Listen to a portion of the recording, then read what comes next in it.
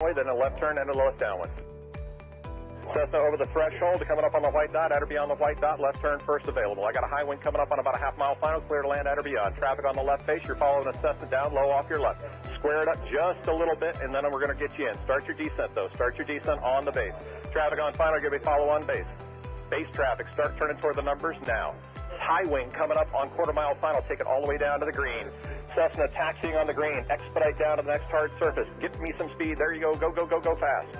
This is going to be good. I got traffic on a mile final, you're following traffic ahead and to your right. High wing coming up on the threshold, take it all the way down to the green dot. 5 Charlie Sierra, 2 mile final. A mile final, turn north, and we're going to just make you, we're going to bring you back around. Jet traffic's coming up on about a mile and a half final, runway 9 clear to land. Okay, all right, let's listen up, guys. If you're on final for runway 9, I want you to offset to the left. I got a jet that's landing on runway 9. The jet's cleared to land runway 9 if you can make it. If not, just continue straight ahead. It looks like you're going around for the jet. That's fine.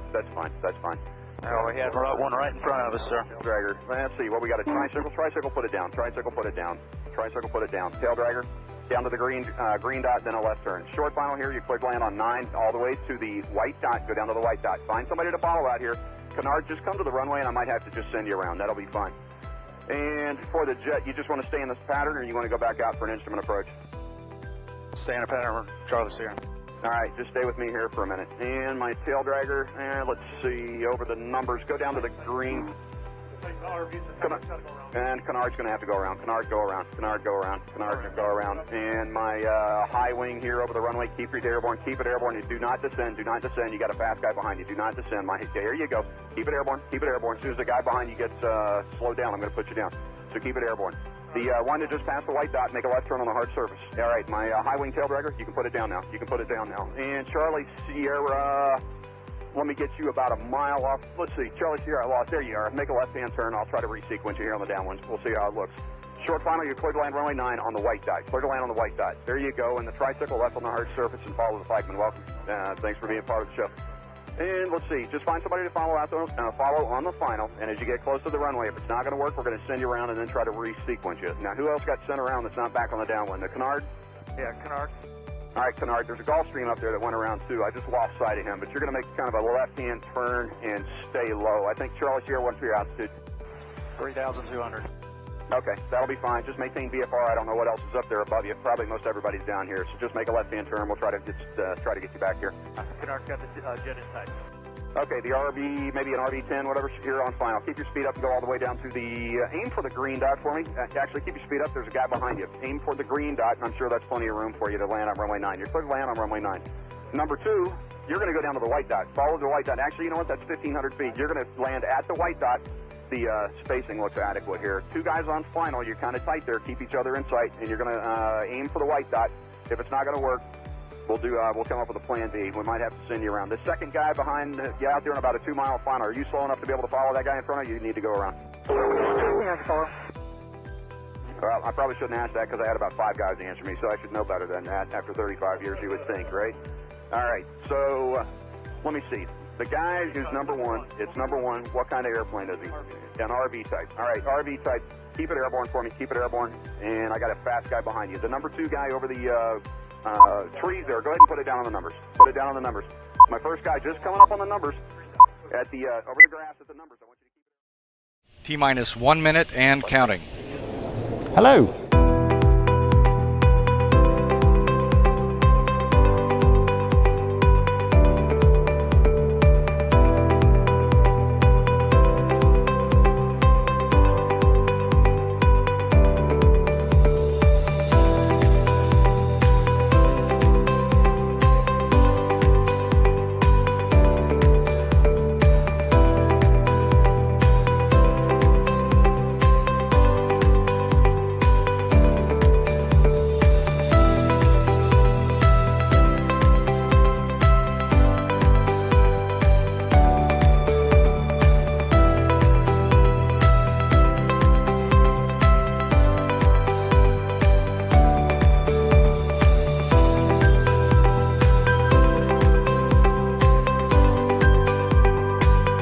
Four, three, two, one.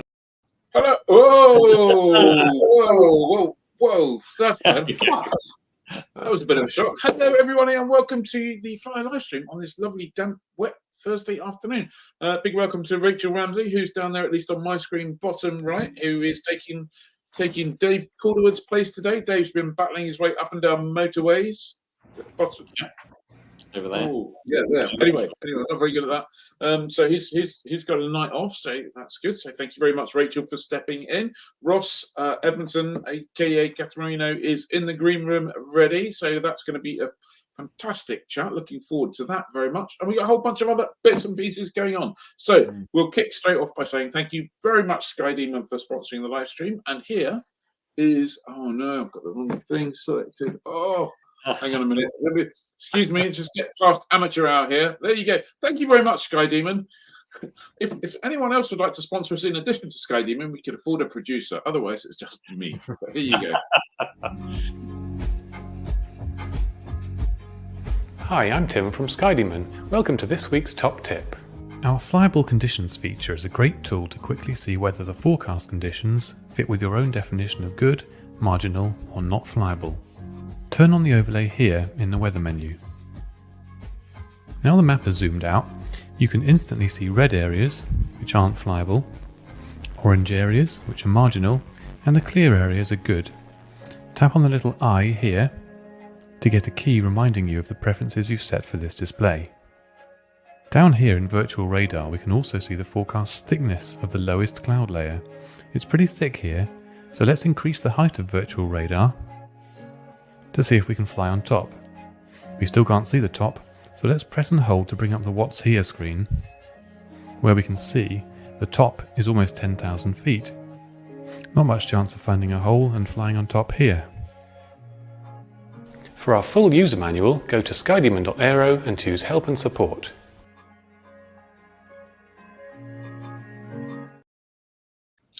Great feature. Yeah. It was a feature that we've heard about before, but it's a kind of relevant feature at the moment because the weather out there is a little bit changeable. And I suspect that Simon Keeling, who I know provided some sage advice on the flyable conditions feature, will probably have a word or two to say about that. So before we move on to Simon, which is very soon, let me just scroll quickly this way, reminding everyone that although you can't fly today and probably not tomorrow, who knows, Fly 2023 is still going on. You've got a little while to go. Thank you very much, Bose, Continental, U Avionics. Get your flying done before the end of the year. There's kind of 2 months to go. Loads of flying still to be done. So I think it's probably time to bring in Simon and for me to shut up, don't you? So let's bring in Simon. There you go, Simon. Hello. Ed, I'll leave you to make him big. Make him big. There we go. You seem to be able to do that easily. I'd never tell you to sit up in. Who could ever achieve that? Simon, what's going on with this weird shirt? Yeah, I know it's very subdued for me, isn't it? Yeah, I think it kind of makes the statement about the weather at the moment, doesn't it? That it's pants. So I thought I'd just keep calm. We'll wait for it all to pass over, and there will be at least some flyable weather at some point this weekend. So I thought we'd just have that on just to keep everybody. I'm going to ask the question that nobody wants to know the answer to. Is that shirt sort of like remind you of your pants then? Nobody needs to know that. Move on, everybody. I was going to say, how do you know that, Ed? Let's just not go down that particular rabbit hole, shall we? Moving on rather quickly. Yes, Storm Babette out there at the moment. Now, is it Babette or Babette? That's what I need to know because it was Barbette, apparently. Barbette. Okay, all right. Now you see, I'm from Wolverhampton, so it's going to be Babette.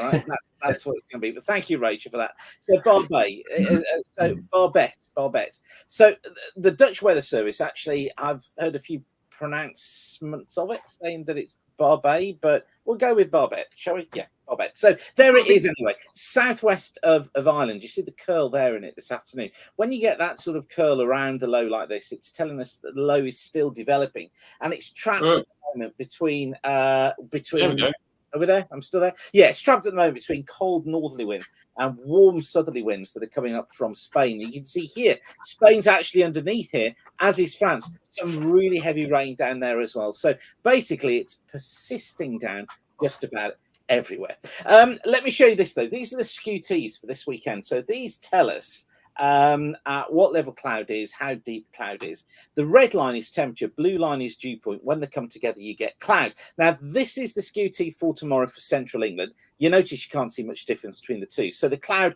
runs from the surface almost to the top of the troposphere. So we're talking there 25, 30,000 feet worth of cloud.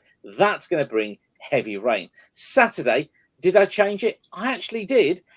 Yeah, it's still soaking wet. But Sunday, take a look at that. The lines become further apart. That means that probably Sunday is the better of the flying weather for most of us. We just need to get there and then we're sorted. SKUTs give us all this sort of information. So just onto the charts very quickly. This is Friday, absolutely horrible.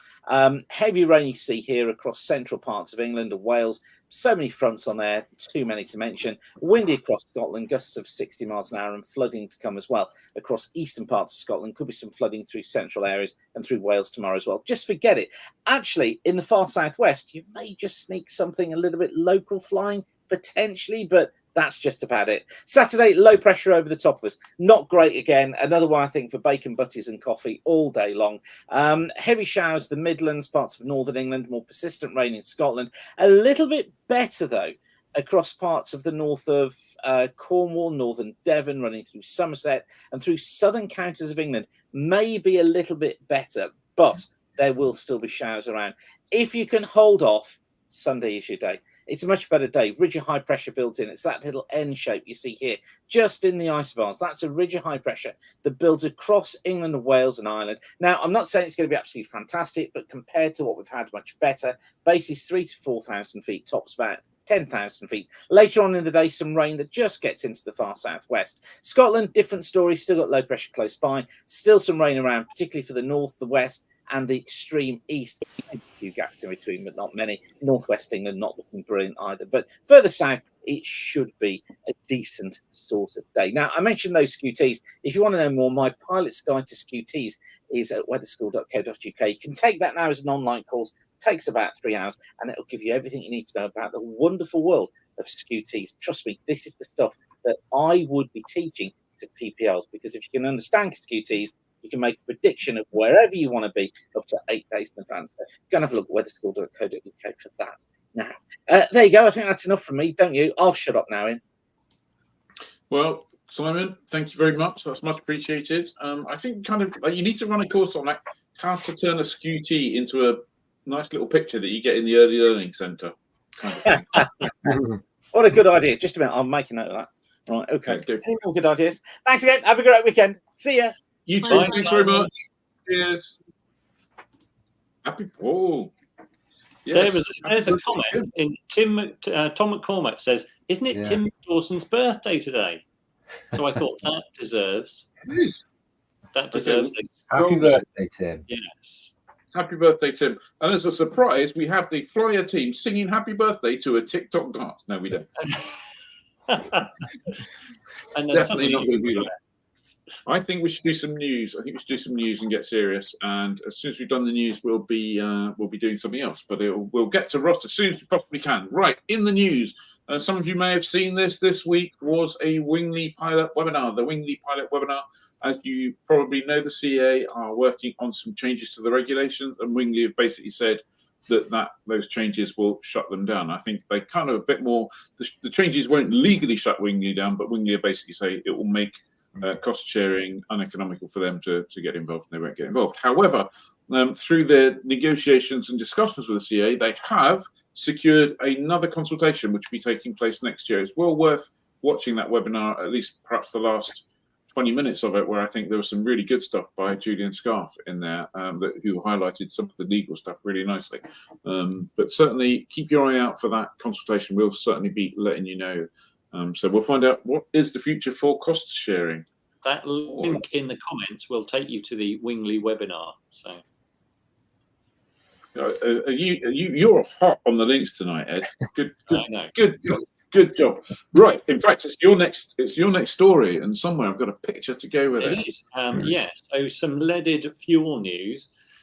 So the Environmental Protection Agency has released its long-awaited final determination on the danger of leaded aviation gasoline.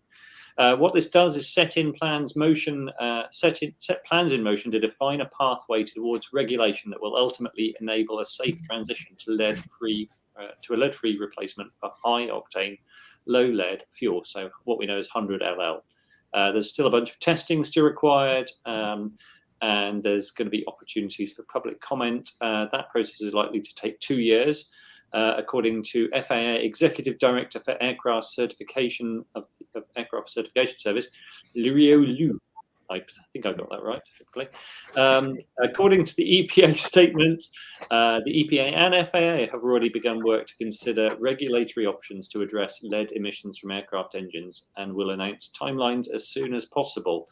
They're working in partnership and it will engage with all interested stakeholders and the general public to develop their separate regulatory actions. So, and we've been waiting for this quite a while, haven't we?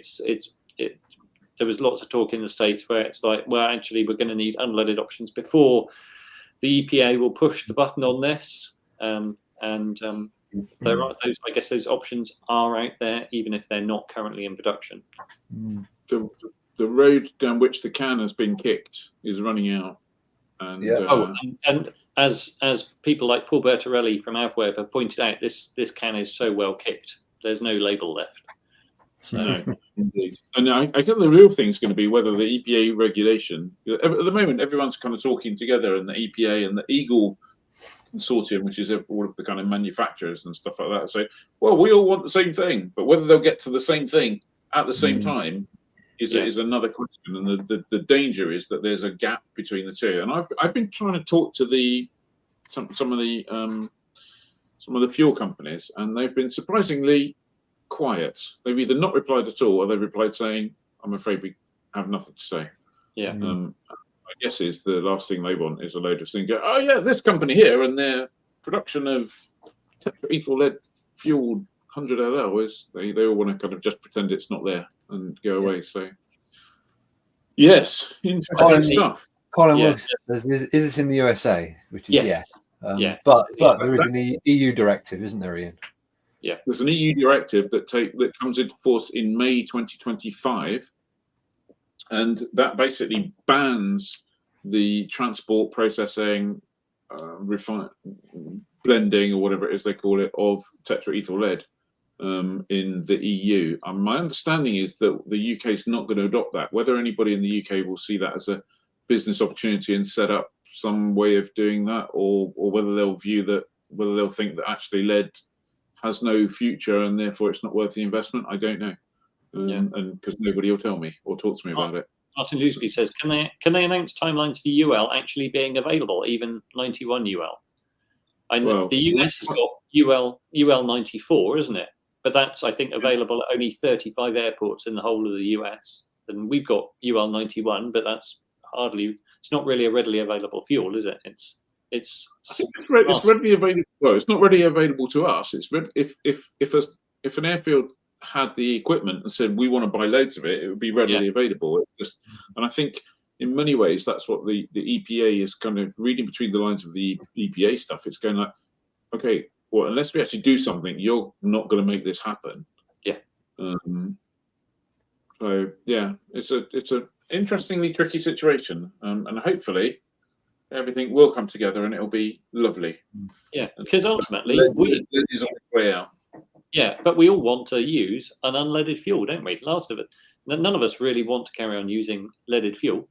No, I certainly don't. No. Well, and unfortunately, at the moment, some of us, like me, have no choice. Yeah. Yeah. Right, talking of different kind of fuels, Rachel, jet fuel. You've got a story. Jet fuel. The Cirrus jet, the Cirrus Vision jet. Yes. Have we got a picture to illustrate this? There we go.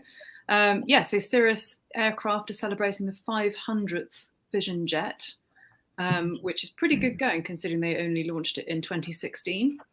And they've released this special edition one in black, obsidian, and vision blue, which are the names of the colours. And to go with it, they've done a really nice 17-minute long video going through the history of the Vision Jet, the development of it, and all the kind of craftsmanship that goes into making each one. Well worth a watch. It's typically sleek and beautiful, as all Cirrus things are. And also quite interesting in terms of what goes into making such a thing, including testing it. And there's even some bits about the fact that they wanted to keep the famous parachute system in the jet, just like in the SR-22, and they do a manned test of it as well, just to show that they're really confident in the reliability of their parachute. So that's well worth a watch. And yeah, it's nice to see them celebrating such a milestone after so little time. Yeah, it's an amazing achievement, really, because a lot of people went, "Oh no one will ever want this jet," but actually, clearly there was a big market for it. Can you? I don't know if you can remember back. Cast your mind back to sometime pre-2016. There was kind of lots of discussion, and everyone was wondering who was going to make it, because in the running at the time there was the Diamond jet, the D jet, that was running. There was the Piper jet. Eclipse that was running, and I think it was between Cirrus, Piper, and Diamond were the people all vying for this single engine jet market, and for quite a while, Cirrus were, I think it's true to say, behind the others in terms of their development, and Cirrus were going through some financially challenging times at the time, and I remember whichever CEO at the time was there saying, we're developing it at the speed of cash. So, we're moving things forward as we get the money for it. And then obviously things turned out very well for them, and they got to market, and the D-Jet didn't, and the Piper Jet is sat in the museum at Sun and Fun. And also the Vision Jet has a decent amount of luggage space, as we learned at Oshkosh, didn't we, Ed? Yeah, you can fit a full-size human in the Vision Jet luggage bay. I don't know if anyone remembers that photo from Facebook, but I can, yes. If you're over 6, you can't fly like that. No, we must stress that is not an approved passenger configuration for the aeroplane, just for stupid Brits. So one of my favourite parts of the Vision Jet is there's a little button at the bottom of the side stick. And it's got like 3 letters by it, which explains what it does. But everybody I know calls it the STFU button. Because when you press it, when the pilot when you press it, it basically isolates you. You've got you, ATC, and the radios, and everyone else in the cabin, whatever they're talking, listening to, just goes away. And so I think if you need that bit of focus, you hit the STFU button, and you've got it all to yourself. I think that's quite a neat little. I don't know what STFU stands for, but that's what they call it. So which of the 500? The Cirrus Jet's a lot cheaper than, say, a TBM, yet lower performance all round. Does have a nice cabin, and of course a jet. But as you'll find out, TBM also selling very well. Clearly, they both have markets that they're really fulfilling. So absolutely. And I guess MBAA at the moment in the US, which is all of the kind of business aviation side of things. So, and at that show, frankly, the TBM and the Cirrus Jet will be considered the ultralights of their world, should we say? The TBM 900 series, which came out first in 2014, so 2 years before the Cirrus Jet, has just clocked up 500 sales as well. There is well over 1,000 of TBM sales originally, but the 900 series is just clocked up 500. And who remembers that TBM actually has origins in a project with Mooney, and there was a piston-powered Mooney that started all of that off. There was, and TBM stands for Carb Mooney.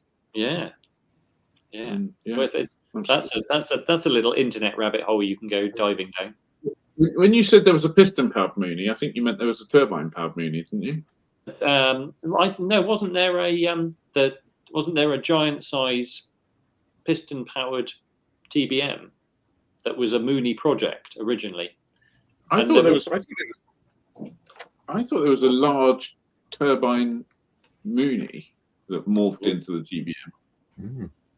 but I hesitate to go up against Ed on aeronautical knowledge. Correcting himself. Yeah, it was. No, it was piston. It was the Mooney 30. So the Mooney 301. There we go. See. Yeah. Wow. So the Mooney 301 kind of began the whole TBM thing, and I think there was a time you could find the Mooney 301 out the back of TBM factory, couldn't you? I think. You could certainly find what they did at one point. They were going to launch it and call it the Tangara, I think. No, that was the Gulfstream Cougar. What was the Gulfstream Cougar? But that was out the back of the factory at Tarbes as well. Yeah, it was. Yeah. I feel you may have brought your bouncy castle to a knife fight here on the aircraft ID stakes. Yeah, I know. So he was wrong recently. That's true. I wasn't going to bring that up, but my ego needs to bring that up. But in that, there was something. There was a pressurized Mooney. There was a pressurized Mooney called there was the M22C, the Mustang. Yeah, and that, which was really, if you want to see a really, really ugly Mooney, that was it. So. Good. Right. In that case, if someone asked me which I would prefer between TBM and someone please make me up for the next news item, or make it stop. Okay, well, in that case, it's me, and it's a very short story, and it's about the Civil Aviation Authority reducing controlled airspace. Effectively, when people were designing SIDs and stars and routes, they kind of had to allow a kind of a large corridor for DAF aircraft pilots and DAF navigation systems being not entirely precise. But the CAA have realised that things are a little bit more precise now, so they've reduced that space by a third. They haven't said that you have to use less space when you're designing them, but they've said you can if you want to. So the airspace designers can make things smaller if they want to. So there you go. Quick news story for you. Johnny. Yeah, another even quicker one. So from companies that have delivered loads of reality airplanes to one that's possibly going to deliver some fantasy airplanes. EHang, which is a Chinese company, have just received certification for the EH216. I think the EH stands for Ed Hicks. The certification comes from the Chinese Civil Aviation Authority. And yeah, EHang are very happy and pleased that they've ticked all the regulatory boxes for all the standards and airworthiness requirements for flying in China. And they've themselves called it an epoch-making milestone for commercial operations. I'm sure they would, wouldn't they? The poor guy looking out the window with that thing looks slightly terrified. He does. Well, that's the CEO of the company. What? So that's the 216 air taxi. I predict we won't be sat here in a few years' time going, "Oh, they've reached their 500th delivery." No, was it the Paris Olympics that we were meant to be seeing elements of eVTOL, or is it the Olympics after that? I think it was the Paris Olympics. Paris, yeah. Oh, okay. It was because they're supposed to be like the greenest, most sustainable Olympics ever, or something. And currently, lots of the organizer offices in Paris are being raided for corruption inquiries about the distribution of various contracts, apparently. Just as an aside, sorry, we'll move on. I know people are bored of that already. And just lastly, on the last bit of news coming out of MBAA, I think I saw something that Lilium, the Lilium jet, the kind of eVTOL tilty kind of thing like that, they've signed a contract with a company to become the sellers of it. So you can now go and buy your own. You can put an order down. There was no obvious pricing, and you had to get in touch with someone very important and prove that you were serious before you discuss pricing. But there's a UK agent for the Lilium jet, isn't there? I'm sure. Oh, it was Volair at Oxford. Yes. Yeah. Oh, there you go. Well, the Americans have just caught up then, in that case, after all this time. Good. Right. Enough of that. I think it's time to say we were going to run a little promo here. I'm not going to run the promo. I'm just going to say, if you're not a member, subscribe, join us, become a member, and I won't carry on like this all the time. Let's bring in Catamarino. Ed Ross. Here we go. Ed, thank you. How are you? Ross even. And Ross is on mute. Well, thank you, Ian. How are you doing? Not very well at the moment, apparently. I'm getting things wrong. There you go. There you go. Ross, thank you very much for joining us. I don't know, Johnny, are you leading this interview or? You or go not? for it. We'll all have questions, I think. Okay, so Ross Edmonson, otherwise known as Catamarino, on the forum. We're going to assume that there is going to be a whole load of people who know lots of things about this, but there's going to be some people who know little about this. So, Ross, let's wind things right back to the beginning. How did you get into aviation, and what got you to the point where you go, I know, I'm going to make this epic flight around the world?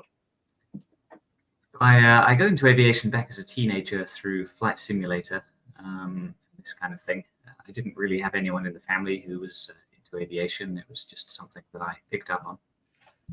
While I was at college, I had the chance to save up and then get my private pilot's license by going out to Florida and living in the trailer park next to an airport for a month, flying every day. Took advantage of the great exchange rates back then. And even before I had learned to fly, I had the idea that flying around the world would be an epic adventure. I did it on Flight Simulator. I say I did it. I made it most of the way around and then crashed into Mount Everest, which is thankfully not something I repeated in reality.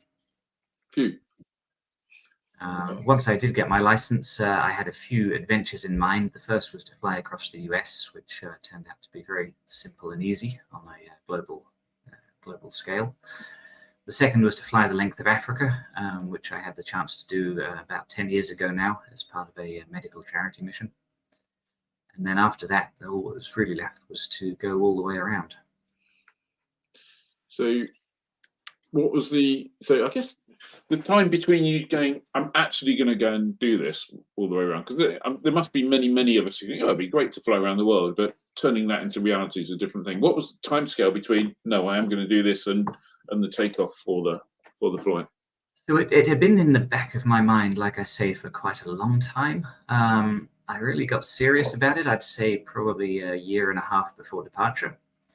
I bought my aircraft with this trip in mind, and then spent just a little over a year actually modifying the aircraft, getting everything ready, choosing a route, and going through all the myriad of preparations that you need to do for something like this. For the benefit of people who haven't followed the many long and fascinating threads covering your flight, what are the kind of like baseline or the top line numbers, I should say, of the flight? Sure. So it was supposed to be a 1-year trip. I started not long before COVID, so that went out the window pretty quickly and ended up taking just a little over 4 years. I was flying a 1981 Cessna 182. I ended up covering about 84,000 statute miles in a little over 650 flight hours. Visited 35 countries and almost 600 airports. Most of those from flying around Australia and New Zealand while I was stuck down. And your start point and end point? I started just north of Pittsburgh in Pennsylvania, USA, where I was living at the time, and ended, of course, back in the same place. I guess I should probably ask you, where are we talking to you from? Are you not in Pittsburgh at the moment, I take it? Not anymore, no. Texas right now. Texas, cool. Okay, so let's have a little look at the airplane. Perhaps you can talk us through the 182 here. Absolutely. So like I say, it's a 1981 R model. The engine is upgraded with what they call the PPONC engine, where they put cylinders off an IO 520 onto the 0470 engine and eke out a bit more horsepower. We also added tip tanks in the wings to take us up to a little over 110 gallons usable in the wings, and then a ferry fuel system with a bladder tank replacing the rear seats that added another 150 gallons. So 260 gallons of fuel in total, and there it is, full up and ready for the Pacific crossing. When you carry all of that fuel, you'll end up about 20% over the max gross, or about 650 pounds over. So that does require a ferry permit from the FAA, which you really do have to get, because if they see a Cessna 182 departing Hawaii and flying to the mainland, they know you're overweight. But they were not bad to work with at all. pretty healthy. When that's full, are you still in balance, even if you're overweight? Or is that too far aft? This is being recorded, so I'm going to say yes. Excellent. Yes, the calculations show it's right on the rear center of gravity. Yeah. I can't spot it instantly. Is there an autopilot in there somewhere? Yes, so it has an STEC 30 autopilot, which will follow GPS steering, and it will altitude hold. And it's built into the turn coordinator there on the bottom left. And that's real godsend on a lot of the longer flights. I can see it now. Yeah. And you got the G5s talking with the average. Is that an IFD 540 or something there? It is indeed, yes. So the real thinking behind the G5s was to eliminate the vacuum system, which in my experience is never the most reliable of systems.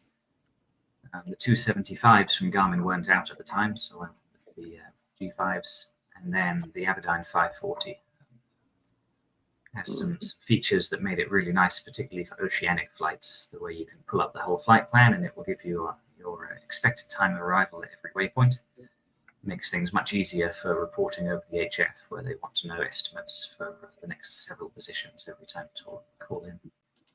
How much have you still got the airplane? I do, yes. And how much stuff got taken out of the airplane once you've, or is it ready for your next adventure? Yes, the plan is that there will be future adventures. So we had a temporary HF radio setup for communicating over the oceans. That has been pulled out, although the antenna is still there. And then the ferry fuel system is designed so all of the controls are in the panel. And then there's a little toolbox which houses the primary and the backup electric fuel pumps for the fuel transfer, which just has a quick connector under the instrument panel. So you can install it or take it out in really just 10 minutes. Cool. And the tip tanks, they're presumably Flint. Are they Flint tip tanks? They are from Flint, that's right, yeah. So they have one little transfer pump on each side to bring the fuel from your tips into the mains. So there's a flight here on ForeFlight showing. Do you want to just talk us through that a little bit? Absolutely. This is a little over halfway through the very longest leg of the trip, which was the 2,050 nautical mile crossing out of Hilo in Hawaii to California. That ended up being a little over a 17-hour flight, as I did have headwinds. It looked like there were no tailwinds forecast for at least the next few weeks. I arrived in California with about 40 gallons of fuel remaining, though, so it was comfortable in terms of fuel. Wasn't a lot to do on that crossing. I left at 6 p.m. One evening, flew overnight, and then arrived just after lunch the next day in California. Was that a clear night, or was it one of those inky black nights, or? It was remarkably clear. There were cloud layers coming and going below me. I cruised at 7,000 feet. But the weather, apart from the slight headwind, was really very nice. And then every hour or so, I was checking in with San Francisco radio to keep me awake. They were remarkably needy in terms of position reports, at least a couple of times an hour in the end. In terms of 7,000 feet, your altitude, and with the 150 gallons, which I presume you took off with in the ferry tank, what did that do to your service ceiling? I think the service ceiling is probably about, in theory at least, 17,000 feet on a 182-ish. Indeed. And I never really attempted to see how high I could get with that much fuel on board. So I took off and it climbed quite nicely, straight to 7,000 feet. And then conditions were good there. I was getting good efficiency out of the engine. Temperatures were nice and the speeds were okay. So I just decided to stay there for the rest of the trip. So how do you prepare for a trip that's 17 hours long? I mean, do you spend like a week trying to get as much sleep as you possibly can and failing, or do you find lots of caffeine and some pee bags or something? I don't. Pee bags are definitely at the top of the list. Staying hydrated is important, and you don't want to be worried about the biological results of that. So that's important. A few snacks to keep you going and your energy levels up.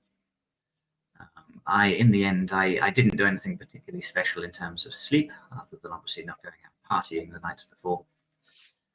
I had some podcasts and so on to listen to over the Bluetooth to keep myself awake. And so nothing special beyond that, really. Yeah, is it one of those things that when you've sat there listening to kind of 10 hours of Continental Drone, do you find yourself, do you just not fall asleep? Or because I find sometimes, that whole engine drone after a long time, if you're a bit tired, can be it's just soporific, isn't it? It just makes you fall asleep. It certainly is, and especially after you've flown all night and then you're cruising along kind of late morning the next day, definitely start to get pretty tired. To steal a line from somebody else, I think it's gravity that keeps you awake, i.e. the gravity of the situation should you fall asleep. I trust my autopilot to an extent, but certainly not enough to make me comfortable nodding off. And talking of the gravity of the situation, mentally, how did you find the 17-hour flight over water, basically, where it was going to be a bit of an adventure if it all went wrong? Indeed. So I'd done a lot of preparation before I went in terms of ditching training, the helicopter offshore style, which I found extremely useful, and it actually made me rethink some of my ditching ideas and the survival equipment I carried. I had a life raft ready to accessible on the passenger seat, and a decent offshore life jacket with all of the key survival equipment in the pockets of the life jacket or attached to the webbing. Because if it's not on your person, then you really can't guarantee that you're going to have it after you get out of the aircraft. And then for the long over water legs, really, I'd say the very beginning and the very end are the times of greatest apprehension. When you see the coast disappearing behind you, you're really thinking to yourself, okay, here we go. When you're an hour into the flight and you've moved about the width of a finger across the iPad screen and you've still got most of it to go, that really brings home the scale of things. And then I'd say probably around half an hour or so before you coast in, you really start to think, wouldn't it be stupid if it went wrong now? Get this far.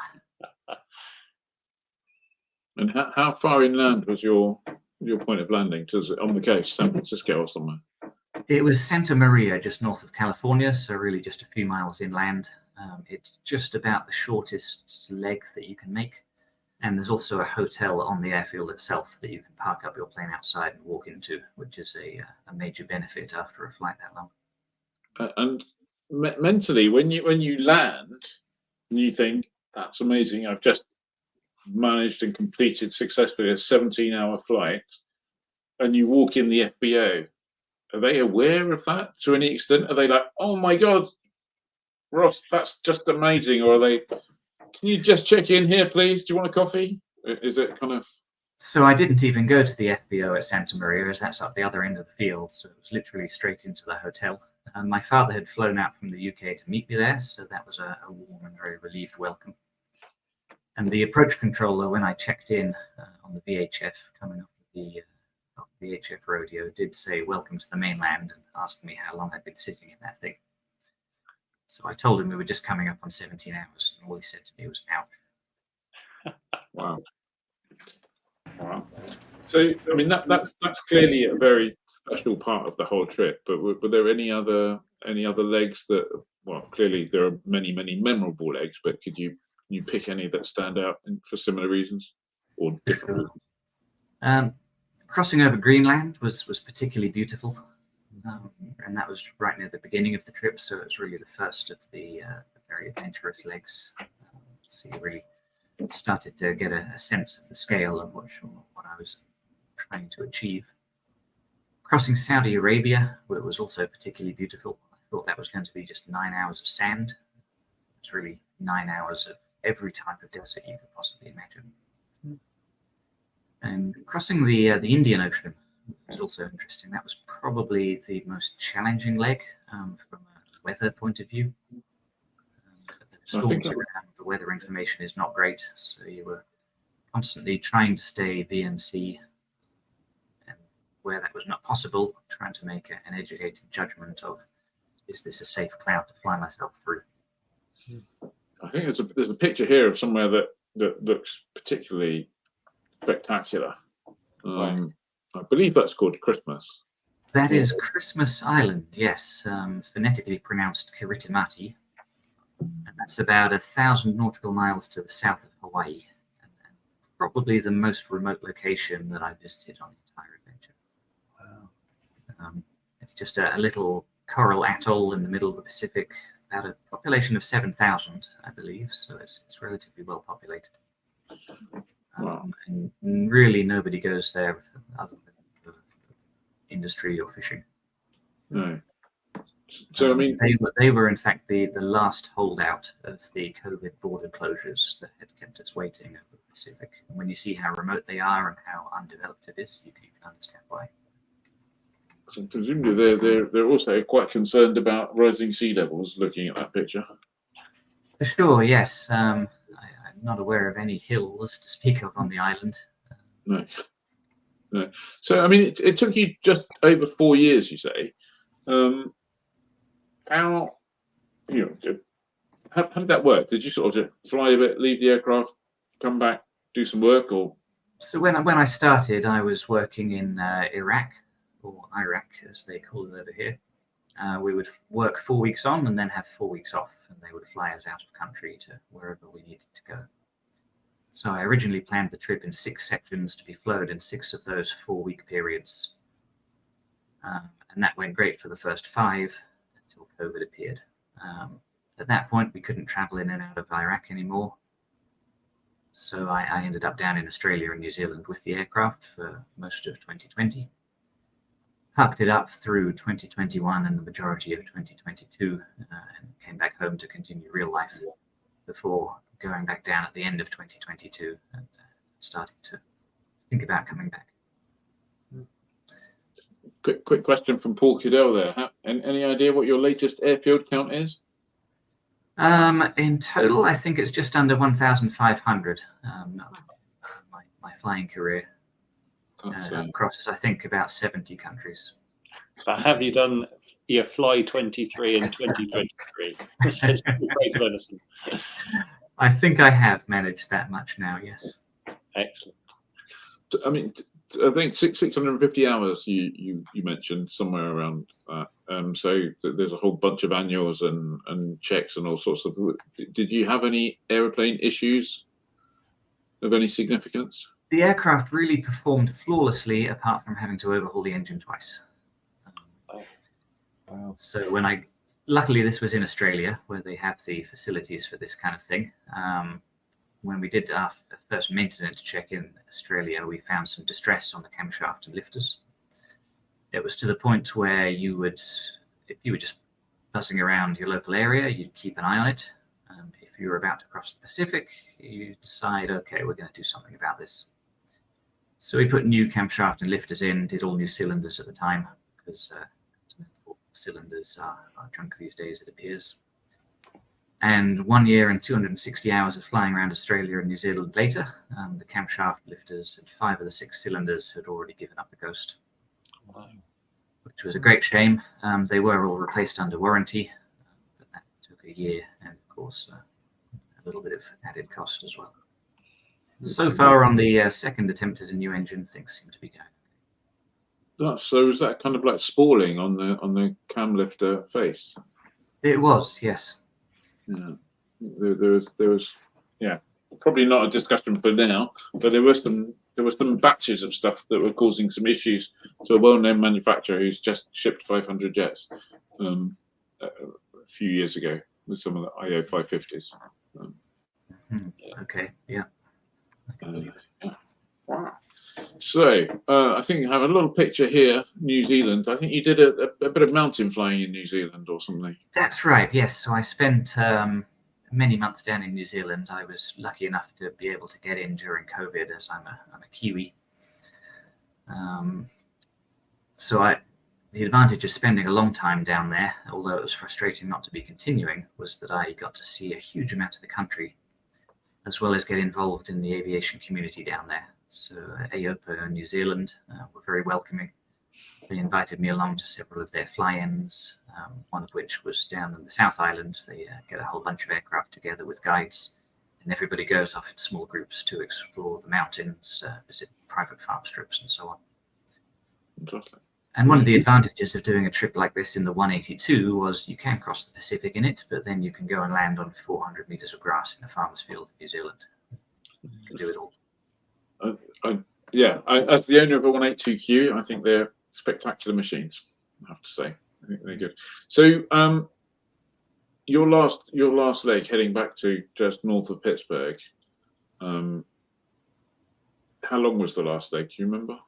The last leg was, well, it was meant to be a couple of hours. I think it ended up taking us 3 hours with our delaying tactics. Indeed, we'll come to those in a second.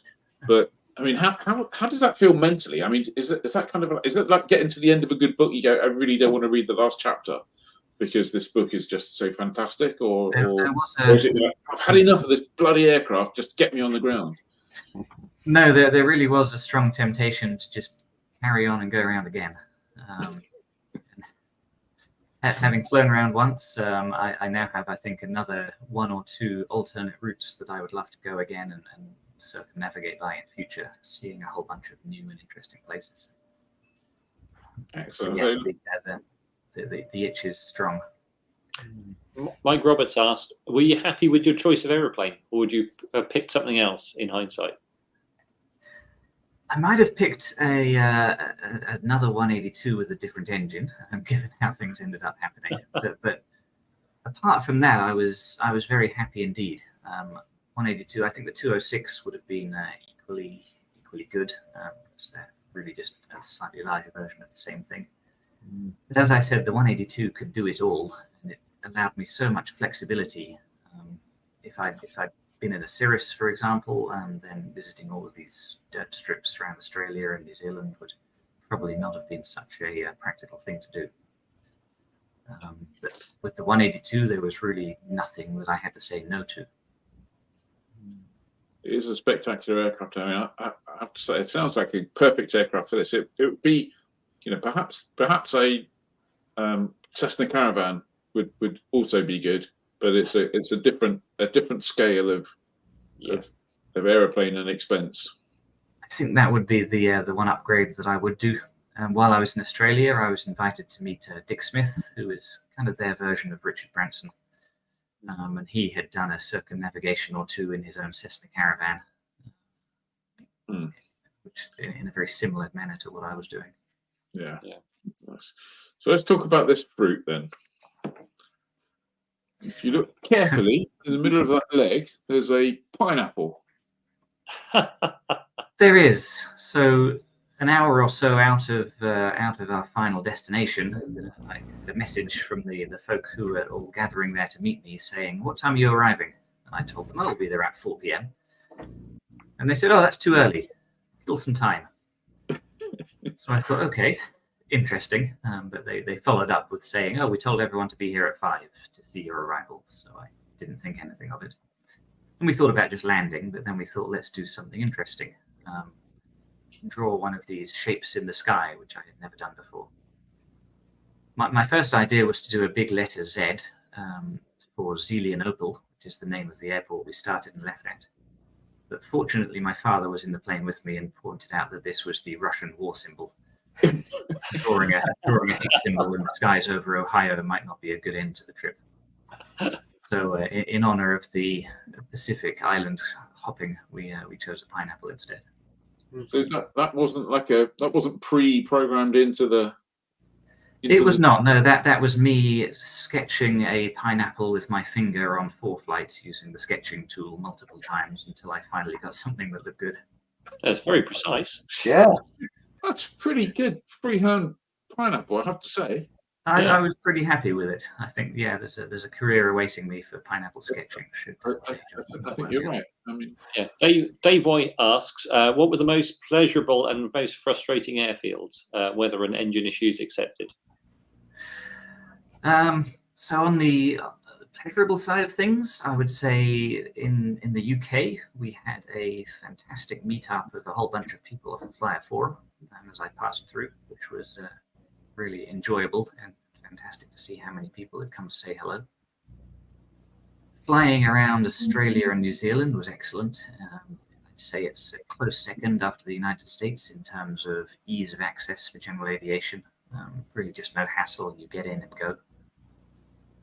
And Malaysia, surprisingly, was a very easy place to fly for general aviation. Very low fees, pretty well organized. So for that part of the world, that was head and shoulders above the rest. Laos, now to look at the more challenging side of things, Laos was difficult. I had all my permits and paperwork in order. That didn't stop the immigration and customs people from detaining us for an hour or so on arrival and giving us a very hard time till some unofficial fees were paid. Indonesia was very challenging and expensive in terms of the bureaucracy, getting the permits. You had to apply several weeks in advance instead of days or hours like other countries. And then if you were lucky, they would come through the night before, if not the early hours of the morning. It was a fair amount of uncertainty. And fuel was very difficult to get. A lot of places, fuel would just come to the aircraft in barrels. You didn't have Bowsers or anything like this. Talking of fuel, I don't know if you made a note of this, but where was the kind of cheapest and most expensive fuel? Outside of the US, which of course was very cheap fuel, but that was our start and end point. Europe was not too bad, surprisingly, as were Australia and New Zealand. That was pretty decent. Very expensive were the Pacific Islands. We paid $900 for a 55-gallon drum or 200 liters in Samoa. In Egypt, you were paying about, I think it was $5 a liter. And I'd say probably about as much fuel went over the Egyptian guys fueling the plane as actually went into the tanks for various reasons. That was frustrating. Frustrating, yes, but just part of what you have to put up with on this kind of trip. The logistics and the bureaucracy are by far the hardest part. Once you get in the plane and get flying, that's the easy bit. What's next then? I'd like to tour South America next, I think, all around those countries. And if I can find someone to give me permission, maybe jump over to Antarctica to get the wheels down there. Wow. That's yeah. Bob Crow says, I have an eating problem. I would have eaten, this is going back to your 17-hour flight, I would have eaten all the snacks in the first hour. You do have to have some self-control, that's for sure. Yeah. Right. Well, thank you very much. We're kind of running out of time, as we are almost inevitably in these interviews. Have we got any questions in the comments that we need to bring out? I have this absolutely bloody fascinating trip. Do you know, off the top of your head, whether the P-Ponk conversion runs on unleaded, following the conversation we were having earlier, or? Technically, yes. It doesn't have an STC. However, the Steve Knopp, the guy who came up with the conversion, did all of the testing that would have allowed him to get an STC before finally just giving up on dealing with the FAA's bureaucracy. Okay. But his personal engine, I think he flew to TBO at least once using only MOGAS without any issues. So it was definitely in the back of my mind should... when we went into American Samoa the day before we flew, or a couple of days, the handlers there sent me a message. So just to let you know, the fuel you paid for 3 years ago to have waiting for you, we sold it to someone else, and now there's no fuel left. So I was definitely thinking seriously there about trying to locate a whole bunch of MOGAS before we managed to find a couple of barrels in Samoa next door. Any questions out there? Any questions from the team? No, I'm just amazed, really, just amazed. I'm interested. You mentioned that you did some ditching training. Did you do any other survival training to prepare for crossing so many different types of terrain and different climates? Not before I set out. I relied on carrying. I carried a Garmin InReach with the 2-minute tracking updates to the maps online, as well as a PLB. So no matter where I ended up, I felt like it probably wouldn't be an unsurvivable length of time. I wouldn't at least have to restart my own little civilization as long as I can hold out a day or two. When I was down in New Zealand, actually, I did end up doing some wilderness survival training. partly just because it seemed like a fun thing to do, but like you say, having flown over these hospitable places, it seemed like maybe a wise choice. Would you make any changes to the avionics of the aircraft, or? I don't think that I would. No, I was very happy with how it all performed. I'd probably change the layout a little bit. So the next work I'm looking at doing to the aircraft is a new panel with everything moved around to slightly more sensible locations, because as we added the various different aux fuel systems and so on, they ended up just kind of being put wherever there was space. But otherwise, the capability of the panel was superb. Although I have a DME in the aircraft, I think I used it once on the entire 4-year trip. And even then, it was more for the novelty of it, because we could have just used the GPS overlay. So I'll probably get rid of that when we redo the panel. Did you, presumably you didn't carry boxes and boxes of paper charts? Not at all. No. So I used a variety of EFBs as I went round, depending on what part of the world I was in. Garmin pilots for leaving the US, Sky Demon through Europe, 4Flight for a lot of the international legs, and then down in Australia they have LAN and Oz runways, which are the two popular ones down there. Brilliant. Michael Pear says a former Condor Club pilot just arrived at Rothera in a British Antarctic survey twin otter. He said, "I can ask." Oh, right, Michael, sounds like a plan. Thank you. I'll be in touch. And Annabelle C says, "What are your recommendations for best in-flight snacks?" Asking for a friend. So the places I was flying, avoid chocolate because it will melt immediately and make a huge mess in the cockpit. And then when you come off a 17-hour flight, people will wonder why there's brown stains on your gear. Yeah, I think that's the top tip. Yeah, brilliant. Well, thank you very much for joining us. It's been an absolute pleasure. Have you got any plans to come back and fly in the UK anytime soon? Not necessarily anytime soon, but I would love to get over the Atlantic again and maybe do some flying around Scandinavia. And visit to the UK would, of course, be on the agenda for any such trip. That would be good. Well, if you do, let us know, and we'll organise something. Organise a sounds good. Thank you. All-day breakfast or something equally British. Thanks for inviting me to chat with you. It's been an absolute pleasure. If there are no more questions, I think it's time to say thank you, and we need to move on to the last bit of the show, which is Fancy Hangar, which we've got to get done in 3 minutes. So yes.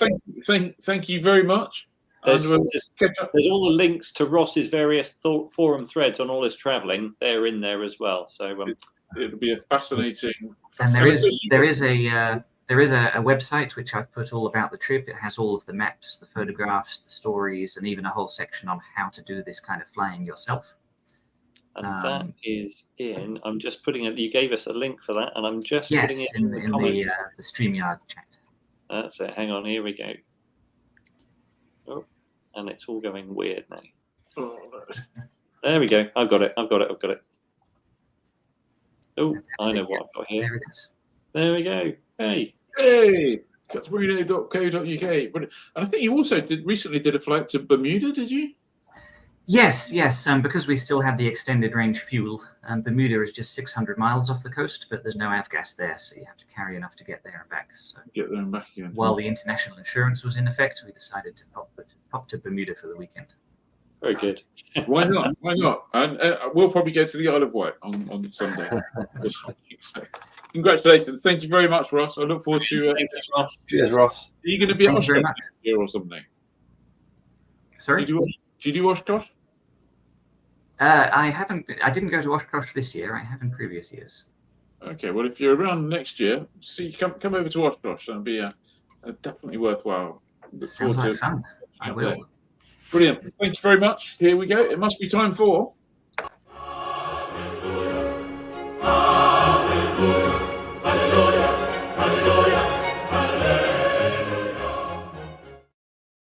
Wow. Fancy Hangar in 3 minutes. Ian chooses something weird. Johnny chooses something fun. Rachel chooses a helicopter red wings. All right, off you go, Ed. We'll make it quick. What a fantastic journey and inspiring an adventure. This week, inspired by the 500th Cirrus SF50 Vision jet being completed, we thought, how about finding some personal jets from the past to go in our fancy hangars? Who's first? I'm going to nominate Ian. Okay, well, I was looking through this and I kind of, there was an airplane I came across. I liked the idea of the name that somebody called it. It's called the McBiz jet. But effectively, if you want to be really dumb about it, it's the McDonnell 199 or 220, I think it was another version. Look at that. Absolutely bloody beautiful things. Those engine nacelles are straight off of Thunderbird 4 or 2, the yellow one. It's one of those aeroplanes that looks like it should have been in Thunderbirds. Yeah. It's amazing. That absolutely should be in Thunderbird. It's absolutely gorgeous. It still exists. It's in a desert somewhere in Albuquerque, stuck around the back of an airfield. Didn't actually work that well commercially. The Lockheed Jetstar kind of stole its thunder, as it were, which ended up being Elvis's jet. Think back to Jimmy's live stream appearance. So there you go. That one's mine. I want one of those, please. I like that. I think that's great. Great. That's a great start. Pretty Rachel, massive for a personal jet. What did you Sorry? think? Pretty massive for a personal jet, isn't it? Have you seen me? Yeah, so I have we got a picture of mine? This is the Chichester Leopard, which genuinely does look like something from Thunderbirds. Only 2 of them ever made, 2 prototypes, but they did fly, so it still counts. There's the 2 that are remaining. One is in Bournemouth and one is in Coventry, if anyone wants to go and have a look at it. But it's sort of sadly died a bit of a death because they had problems with engine licensing, basically. And then the chap leading it died, so it never really properly took off. If you look at those windows, yeah, I've got to say, whoever the engineer was in charge of pressurization must have looked at those windows and go, "Oh no, really?" Is that the first prototype, Ed, or is that the second one? Because the first one wasn't pressurized; it was only the second one. Yeah, this is the second prototype. And not that there wasn't much to tell between the 2, but that is the second prototype, and it had this huge canopy that covered the whole cockpit that just kind of lifted up, and it was a 4-seat layout inside, wasn't it? These little tiny turbofans, and it looks like the kind of sports car jet kind of thing. It is. But it's dinky. I've never seen it in person, but you see people stood next to it, and it's a tiny little thing. Had the performance of a sports car jet fitted with a Briggs and Stratton lawnmower engine. Harsh. 470 knots maximum speed. That's quite enough for me. Yeah, but you probably needed quite a big runway to, if you're going anywhere. Yeah. You need to start at flight level 420 and go vertically downward. Anyway, sorry, Johnny. Yeah. Right, I've gone for the Payen PA49 Catty or Katie, not quite sure how you pronounce it, and this is what it looks like. Not that. Oh. Wow. Yeah, this is flown in 1954, and it's an all-wood, tailless aeroplane. It's got some quite crazy features. So the leading edge is swept at 55, and then the trailing edge is swept at 30 degrees. The fin is swept at 75 degrees. It's got a split rudder air brake and a 1.4 kilonewton turbojet, the Turbomeca Pallas. Can't remember how you pronounce it. Ian will know. It's like a strange. So that's cool. That is. I like the way that you said it has some strange features. I don't think there's a normal feature on that, is there? The wheels look round. Yeah, the wheels are round. The tyres and the wheels, yeah. I'm liking what they've done to fair the undercarriage, and that's quite a tall trouser. Yeah. That is that. It looks to me like someone saw the empennage of something like, I don't know, a starfighter or something, and just decided to cut the empennage off and turn it into an airplane. Yeah. On the basis, fancy hangar is cool stuff that if you turned up at a fly and people would drop their burger, that would be it. Yeah, absolutely.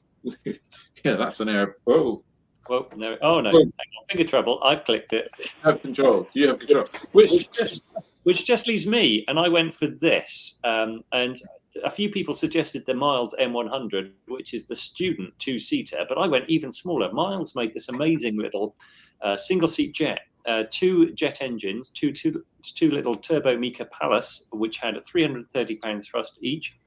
And there was an air racer called Fred Dunkley who had a Miles Sparrowhawk, and he went, you know what this needs is a jet conversion. So he gave it back to the Miles factory. And 3 years later, they gave him this, which had an all-new front end, jet engines, and he blazed the trail literally on the British air racing circuit. Had multiple victories. Won the SBAC Challenge Cup, the King's Cup air race with a speed of 228 miles an hour. It wasn't, apparently the Sparrowjet wasn't the world's most exciting aeroplane to watch take off, because obviously with 660 pounds thrust and a 2,400 pound max takeoff weight, it wasn't very sprightly, but was, you know, once you got it wound up, was quite exciting to watch. Sadly, it was in a hangar and the hangar caught fire and it was burnt. So it was lost. So, but I just think that was, you know, if you're going to have a tiny personal jet, having a Miles single-seater would definitely, that would also be a sandwich dropper to fly in. Ed, while you're looking through the comments to see what the results are, I'll just leave people with this very beautiful looking aircraft. To be honest, it looks like you just screenshot an episode of Thunderbirds. That it does, doesn't it? Yeah. That is. I'm assuming this comment from David Eads is referencing Ian's aeroplane. It certainly wasn't yours, was it, Johnny? That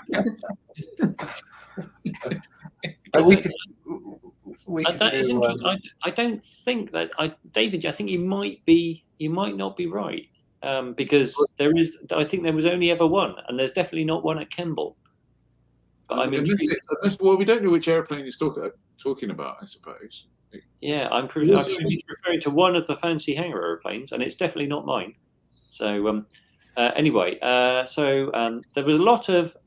What, Johnny, are you on? What's Johnny on? Johnny wins. My eyes. Rachel has one. Rachel to win. Ian's winning so far. But thank you, Adrian. There's a few. Few. And then a little bit further along, we had. Arafat had a Jetstar. There we go. Yeah. Sorry, Rachel. Ed wins. Oh, I made an EDF Sparrow. Made a foam Sparrowjet. Oh, and the Summers Kendall SK1. I'd forgotten all about that. That was another little personal jet that the British came up with. So, Cat's being a bit harsh. Geez, all disqualified for picking dogs. I thought all four of those. Hello. Yeah, would look. If that's great. A dog, it would bring Croft. Yeah, Mick Ward. Rachel has leaped to the top. Easy winner. Thanks, Mick. Ed's Lego built airplane. Harsh. Ian wins. Ian wins. Ian wins. Rachel wins. It might be. There's been a late flourish. Ian wins. Ian wins. Ian wins. Oh, hang on. Hold on, Ian. Have you got multiple accounts here? Ian wins, and this is coming after a week where Ed was wrong. If Ian wins, he's cheated. Harsh. No, of course I haven't cheated. I mean, look at it. Michael Pear says De Havilland 125. I think it might be an Ian, it might be an Ian wins with a Rachel rocking in second. So yeah, I'll take that. Rachel's aircraft would probably fit inside one of those engine nations. Certainly, it'd be like a bird strike. Bit more of a personal aircraft, though, isn't it, than your one? Your one looks more like a business jet, like a full-size business jet. I think Rachel's being a bit of a sore loser here. Personal jets from the past. Jane's giving Johnny the sympathy vote. Johnny, I went for you. Somebody had to. Right. Okay. I'm going to take that as a win and move on and just quickly. What have we got events? I wish. Pilot Careers Live Dublin this weekend. I'm off to Dublin tomorrow, so come and see us at Pilot Careers Live if you're thinking about a commercial career whatsoever at Croke Park Stadium, which is a very lovely and historic place. We have Autumn Flying Stowe-Maries. Autumn Flying at Stowe-Maries, yeah. Yeah, and just a reminder that next Tuesday we have a webinar with African Eagle Ricardo Donadis talking about flying in Italy. Anything you need to know about that. And next week's live stream, we have the LAA CEO Simon Tilling, who's coming along to give us his vision on the LAA and the future of aviation. Really looking forward to that. If you've been reading any of the threads on the forum, you'll know there's a whole spread and range of views, some of which will no doubt get expressed. So we're looking forward to that. I don't know if we've got anything else we need to cover or whether we've just about done. We're only 9 minutes over. So thank you very much, everyone, for watching. Thank you very much, team. Thank you very much for all the comments. If you're watching it on Catch Up, leave some more comments. If you're not, hit like and all that stuff. And become a bloody member, for God's sake. £5 a month. What more could you want? You can't get this entertainment. It costs more on Netflix. And look at their production values. They're rubbish.